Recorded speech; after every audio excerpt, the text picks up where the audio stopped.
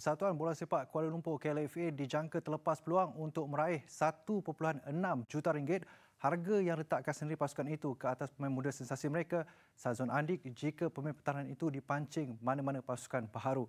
Ia berikutan kegagalan KLFA melunaskan gaji Sazwan selama 2 bulan dan ini menyebabkan pemain itu menggunakan peluang berkenaan menamatkan kontraknya serta-merta.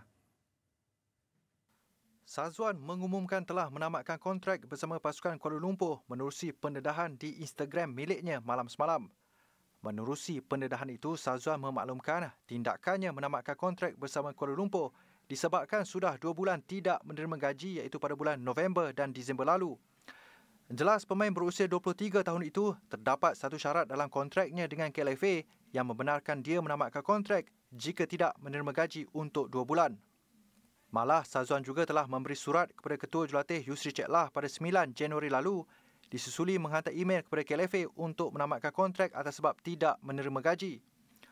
Difahamkan kontrak Sazwan bersama KLFA hanya akan berakhir pada penghujung tahun 2019, namun berdasarkan pendedahan Sazwan semalam, pemain pertahanan kiri itu jelas menggunakan klausul 8.7 untuk mengaktifkan penempatan kontraknya lebih awal bersama KLFA.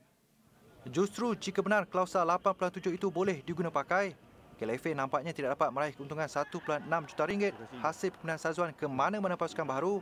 Berikutan Sazwan kini bebas dari sebarang ikatan kontrak dengan KLFA selepas bekas majikannya itu gagal melunaskan gaji. Dilapor beberapa pasukan tempatan berminat untuk mendapatkan khidmat Sazwan, namun terbaru pengarah Sukan Kelab Bola Sepak Johor Darul Takzim JDT Martin Press mendedahkan pihaknya berminat mendapatkan khidmat Sazwan dan bersedia mengadakan perbincangan dengan pemain pertahanan kiri itu sambil berharap mencapai persetujuan secepat mungkin. Dalam reaksi balas yang tadi, Kuala Lumpur bagaikan sudah menerima hakikat mereka bakal kehilangan Sazwan Andik berikutan masalah tunggakan gaji selain permintaan tinggi daripada pasukan lain terhadap pemain pertahanan berkenaan. Bagi Ketua Jurulatih Kuala Lumpur Yusri Ceklah, isu ini tidak perlu dipanjangkan dan Kuala Lumpur perlu fokus untuk persiapan musim baharu. Realitinya kita agak memang merasa kerugian kerana ketiadaan beliau dengan materi yang beliau miliki, dan dalam masa sama saya juga menyarankan kepada pemain lain supaya menggunakan peluang ini untuk memberi keyakinan kepada saya untuk menempatkan mereka dalam kesebelasan utama.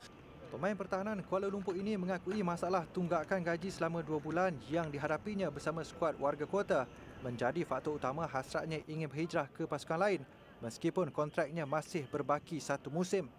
Pemain berusia 22 tahun yang beraksi bersama skuad Harimau Malaya memiliki kontrak sehingga 2019 mempunyai klausul pelepasan perpindahan berjumlah 1.6 juta ringgit berdepan masalah tunggakan gaji bagi November dan Disember tahun lalu.